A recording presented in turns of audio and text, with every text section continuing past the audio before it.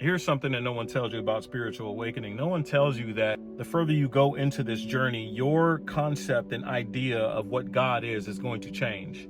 And it's going to change because the further you go into this journey, the more access you are going to have with the divine, the creator, the source, whatever you want to call it. And in my own spiritual awakening, plus some plant medicine, I have been able to have direct access to God's source energy. And what I have learned is that it is nothing like what we are taught it is. Throughout this journey for me, one thing that I found out is I found out about something that we do as people when it comes to creating gods. We do something called anthropomorphism. Anthropomorphism means we take human characteristics, we put them on animals, we put them on things, we put them on God, we put them on inanimate things. If you've seen somebody say, my car, referred to the car as a her, that's anthropomorphism. If you've seen people who will say that their pets feel the same way that they do, then that's anthropomorphism. And we do the same thing with God. We will make God just like us. God is jealous. God is angry.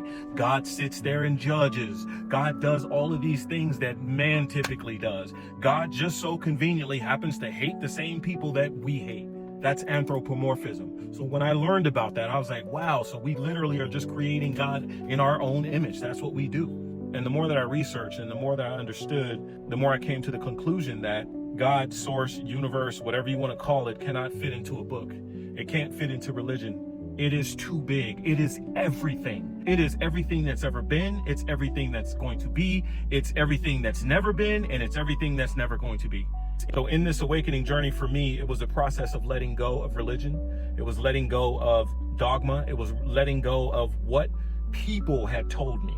And then I allowed the intuitive knowledge within me, the kingdom of heaven that's within me, I allowed that to guide me. And it guided me to source, God, universe in a way that I had never experienced before. And so through the awakening and through plant medicine journeys, I have been able to experience it. And in my experience, it wasn't a being. It wasn't somebody sitting on the throne. It wasn't somebody sitting there judging us. It was consciousness. It was air. It was water. It was light. It was dark. It was everything. It was everything and it was nothing. And there is no way that you can quantify what it is. If you think about how infinite the universe is, that is what God is. That is what source is. And I have to say this was a very difficult conclusion for me to come to because the conditioning and programming of what I thought God was very ingrained in me. It was a process. It took a few years for me to let go of it. And it hurt. But again, my desire for truth superseded any type of doctrine or religion or dogma or obedience to anything. I wanted what's true.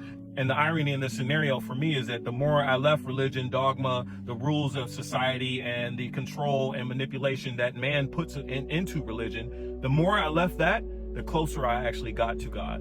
And it has been the most powerful thing that I've ever experienced. And in this journey for me, what I've learned about God's source universe was that it never ever said worship. All it does is invite you to align with it. It invites you to align with it. It invites you to become one with it. Jesus said that. Jesus said, the Father and I are one. You know what else he said? He said, the kingdom of heaven is within you. Even in other spiritual practices, they say the same thing. Hinduism says Atman is Bardham. Atman is the individual, Bardham is God.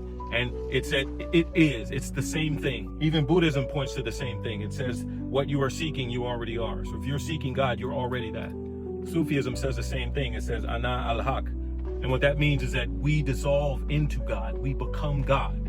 The common thread is they're saying the same thing. We are not separate from source. We're not separate from the universe. We're not separate from God. This is not here to challenge anybody's current belief. Whatever your belief is, stick with that if that works for you. I'm just saying that if you're in this awakening journey, don't be shocked that your concept, understanding, and idea of God is also going to change. Again, like I always say, no, you're not going crazy. You are perfectly sane. It's okay. Stay in the process.